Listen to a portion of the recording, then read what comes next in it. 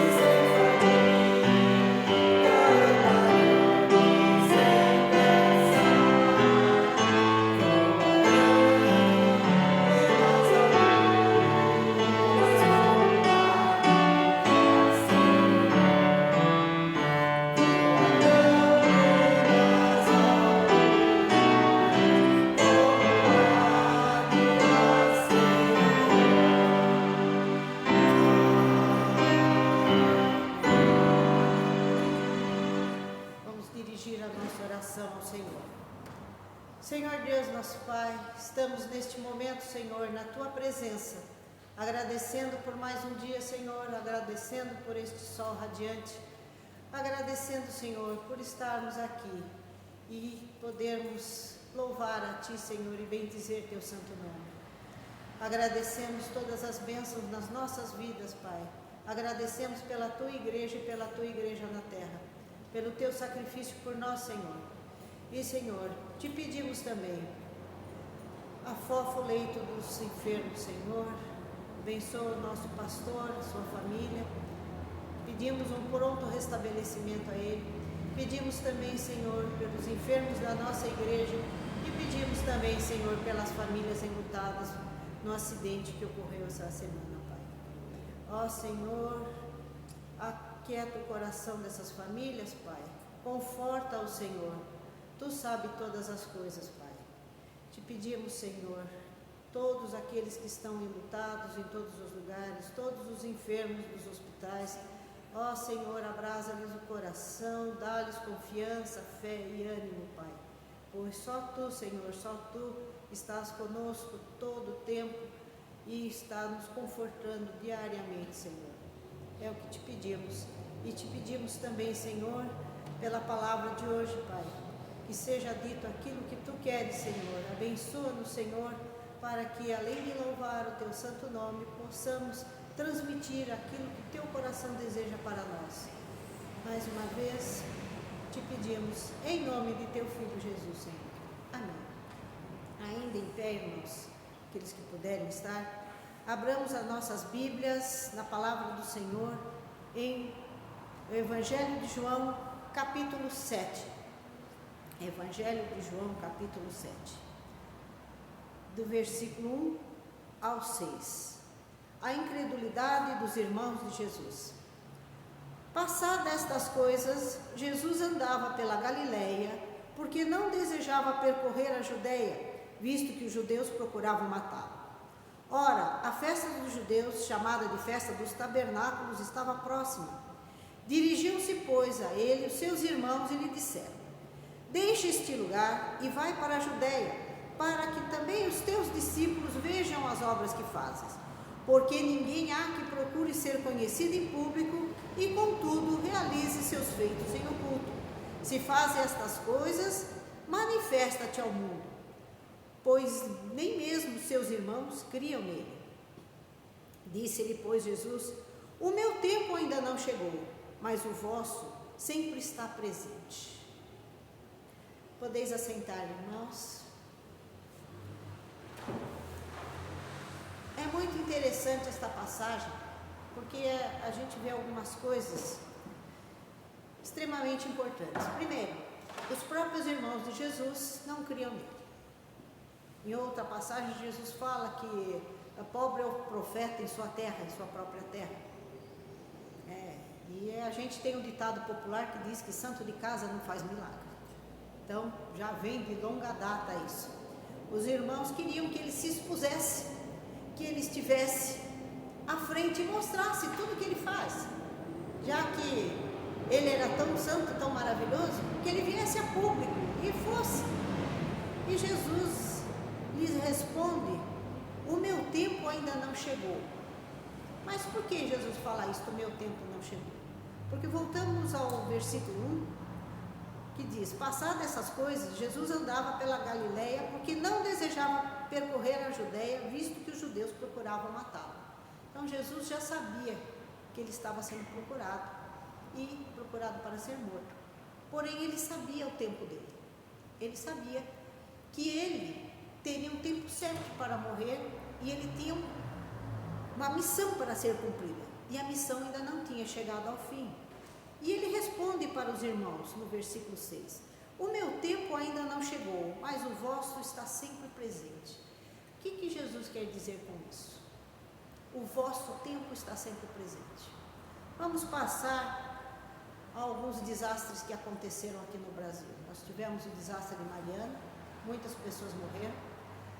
Nós tivemos também o desastre no Rio Grande do Sul, com as enchentes, muitas pessoas morreram. E nós tivemos agora o acidente de avião, muitas pessoas morreram. Provavelmente tinham crentes dentro desse avião, tinham ateus. E nós temos que ficar alerta, porque nós não sabemos o nosso tempo. O nosso tempo está a todo tempo. Nós não sabemos se vamos estar aqui daqui a 10 minutos, nós não vamos saber se nós vamos chegar em casa, porque o nosso tempo está sempre presente. Nós não sabemos quando é o nosso tempo. Vamos lá, vamos ver mais uma coisinha. Vamos agora para Mateus 25, a parábola das 10 virgens. Ah, Cíntia, mas a parábola das 10 virgens fala da volta de Jesus. Fala. Então vamos lá. Então o reino dos céus será semelhante a 10 virgens que, tomando as suas lâmpadas, saíram a encontrar-se com o noivo. 5 delas eram nécias e 5 prudentes. As nécias aqui significa imprudentes, aquelas pessoas que só pensam no dia de hoje, não pensam no dia de amanhã. Vamos viver o momento porque o futuro a Deus pertence e vai como der, ninguém sabe como vai ficar e perfeito só Deus, e assim vai a vida. Então estas são as nécias.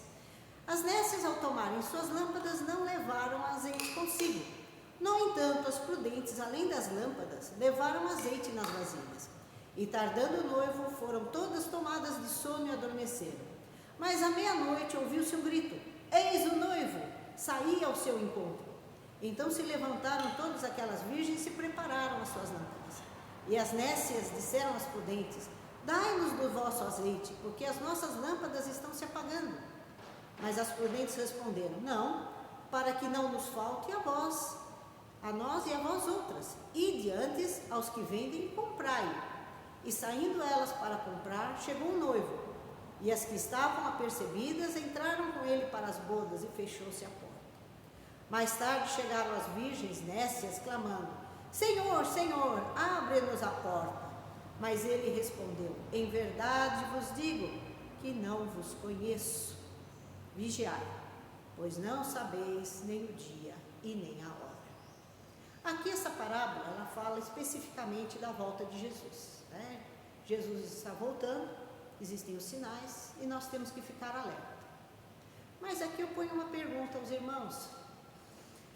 Talvez a gente não veja a volta de Jesus, mas e se nós formos chamados a estar com Ele?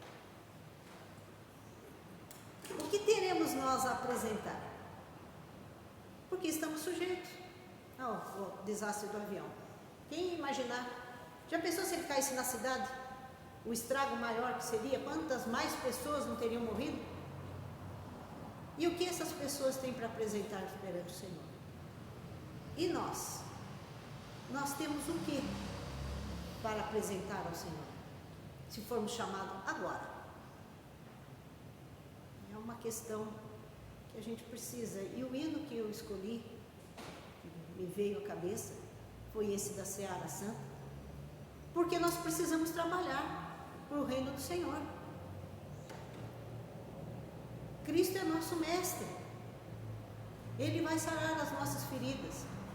Tem gente que fala: mas eu não sei porque certas coisas acontecem comigo. Às vezes a pessoa fica doente, às vezes não sei o quê. Eu não tenho medo de morrer, mas eu tenho medo de sofrer. Quantas vezes já ouvi pessoas falarem isso? E eu fico preocupada com essas coisas. Ano passado, no Sermão de Páscoa, o pastor leu um versículo de Mateus que me chamou muita atenção. Antes eu não tinha me percebido, porque depende da tradução da Bíblia. É Mateus 27, versículo 27, quando Jesus é entregue aos soldados, né? Então, versículo 27, de Mateus 27. Logo a seguir, os soldados do governador, levando Jesus para o pretório, reuniram em torno dele toda a coorte. Aqui a Bíblia Shedd fala de corte, depois o Dr. Shedd, infelizmente só descobri isso agora. O Dr. Shedd, ele coloca corte sem dois ossos. Esta corte sem dois ossos significa a corte dentro do palácio, e esta coorte é um destacamento militar. Em algumas Bíblias há a tradução de destacamento ou pelotão. E o que significa um pelotão romano? O que significa um destacamento romano? Uma corte, ela é formada por 3 manípulas. Cada manípula é formada por 2 centúrias. Uma centúria é formada por 10 decúrias. Então, o que são 10 decúrias? 10 decúrias são 10 homens. Uma centúria são 100 homens. Então, se uma coorte são 3 manípulas e uma manípula são 2 centúrias, está aqui a professora de matemática, que não me deixa mentir, fazendo as contas, uma coorte são 600 homens. Jesus foi entregue a 600 homens violentos que o torturaram. A gente faz ideia do que é isso? Quando a gente está no hospital, muitas vezes a gente ouve falar, eu estou sofrendo. Gente, eu fui internada várias vezes, pelo menos 10 vezes, porque eu tive 10 cirurgias. No hospital, você não sente dor, porque quando você reclama de dor, vem dar remédio. Você aperta o botãozinho, vem enfermeira. Vem enfermeira para te trocar, vem enfermeira para te dar banho. Vem o médico que passa 2, 3 vezes lá para ver como você está. Você não está largado. E tem gente fazendo oração por você, tem a sua família, tem a igreja fazendo oração por você.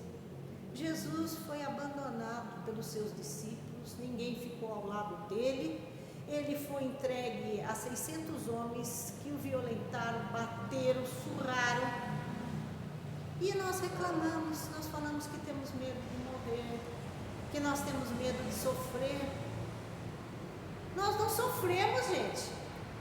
Quando a gente está no hospital, a nossa família sofre porque não sabe o que está acontecendo. Você chega e fala, mas aí eu vou ficar sem respirar. Jesus ficou numa posição que ele teve embolia pulmonar, que é uma dor tremenda, ficou sem respirar, e nós achamos... eu fiquei pensando nisso, fiquei imaginando, nós temos medo da morte. Como é que nós queremos ir para o reino do Senhor se nós temos medo da passagem para esse reino? Se nós temos medo, é porque alguma coisa está falhando na nossa vida. John Wesley reparou nisso quando ele foi para a Inglaterra, quando ele passou pelo quase naufrágio do navio dele, uma tormenta terrível que até os marinheiros gritavam, marinheiros experientes gritavam de desespero, e os morávios estavam louvando ao Senhor e em silêncio lá orando, e ele ficou abismado, porque ele tinha medo. Ora, e ele percebeu, se ele tinha medo, é porque a fé não estava firme. Irmãos, nós temos que tomar cuidado com isso. Lá na faculdade de teologia, o meu professor de teologia sistemática, quando foi inquirido lá para o pessoal, como é que a gente sabe que está salvo?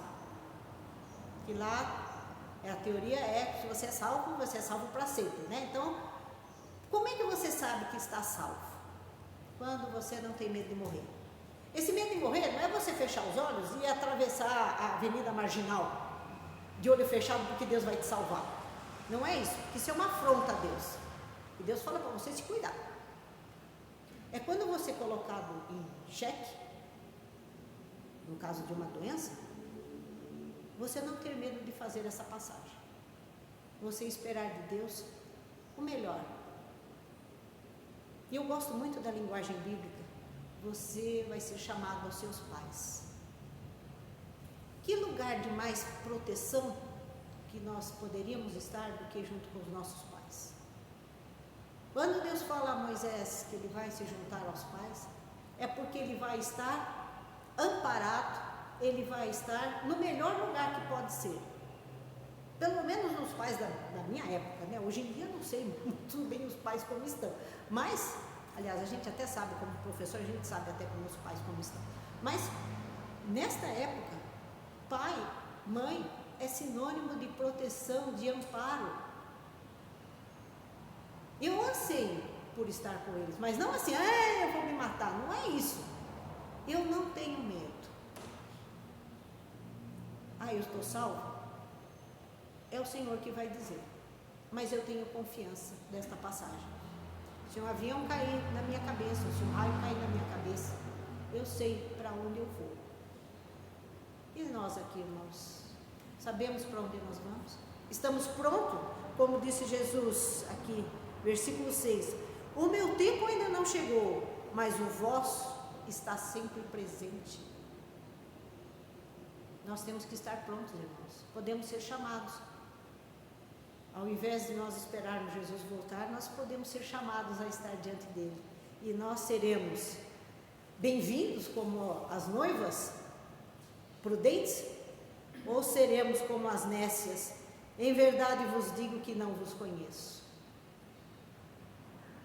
É uma opção nossa. É uma opção nossa isso. É o nosso livre-arbítrio que Deus permite que nós escolhamos. Ou nós estamos com Ele, ou nós fingimos que estamos com Ele. E se nós fingimos que estamos com Ele, nós estamos com quem?